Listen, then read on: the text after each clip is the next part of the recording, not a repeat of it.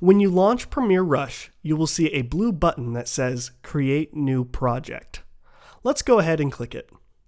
Down here, at the bottom left, we can choose a name for our project. The first thing we need to do is select the media file or files that we want to edit. You can use the left side column to navigate through your computer hard drive and find the file you want to edit. The clip that I want to edit is on my desktop.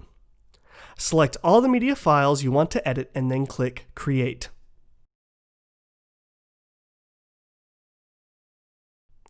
We now have a video sequence that we can work with. At the bottom is our timeline, and at the top is our playback display. Hit the play button to watch your video.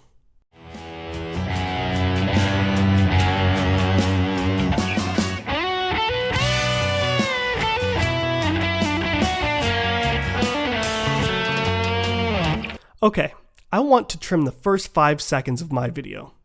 To do so, I'm just going to move my cursor to the very left edge of my video clip.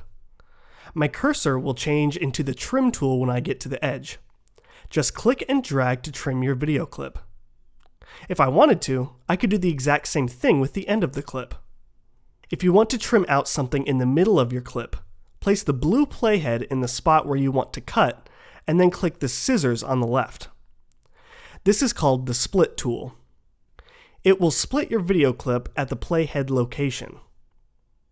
After splitting the clip in 2 locations, I can now delete this middle section. I don't want to do that for this project, so I'm going to undo those edits by using Command Z, or Control Z if I'm working on a PC.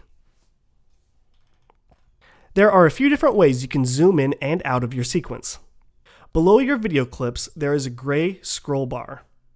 You can use this to scroll horizontally through your sequence.